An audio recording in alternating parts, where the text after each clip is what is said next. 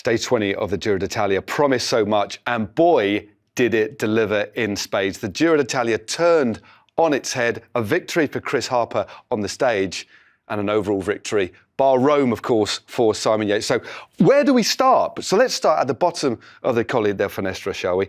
This was a quite amazing stage. And the team to take it up, unsurprisingly for me, were EF Education Easy Post. They basically set a quite infernal pace right from the very bottom of the climb. They led into the left-hander, which took us into the foot of the climb. Then they used the entire team on the front for short bursts. The final terminal effort here from the Dane Mikel Enore.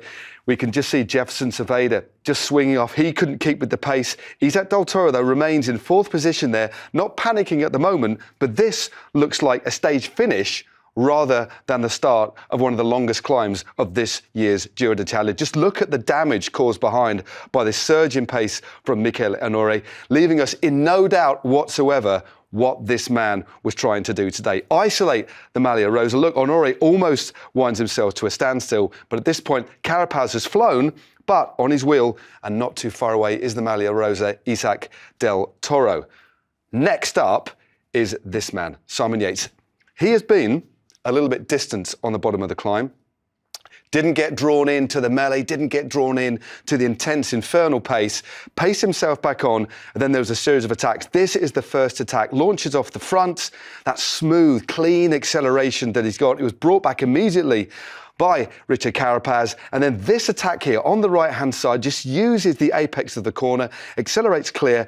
This was the fourth attack from Simon Yates. We heard after the race that he wanted to rewrite the chapter, close the chapter on the Colle del Finestre, and he rode an amazing ride. At the top of the climb, he had a quite astonishing minute and 3/4 and was in the virtual lead of the race. But the next part of the stage was almost perfect for Simon Yates and Visma Leasebike, because up the road in the earlier break, they had none other than Wout van Aert. This is the moment they came together.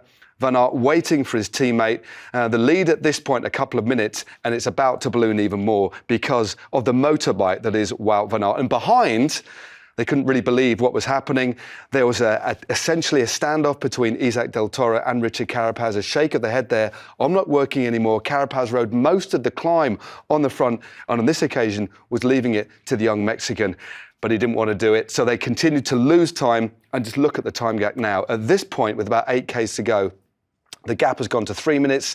And again, Wout van Aert rode himself to a virtual standstill and left Simon Yates to ride the last 5.5 Ks to Sestriere alone. Blew the rest of the breakaway, but what a win it ultimately was. It wasn't until 200 metres ago that Simon Yates believed he had won the Giro. Emotional scenes. Nobody could have thought this was going to happen. You couldn't have written a Hollywood script similar. Simon Yates, a redemptive ride, the biggest ride of his career. He has just won the Giro d'Italia, and in Rome, it's going to be the most beautiful lap of honour for him and his team.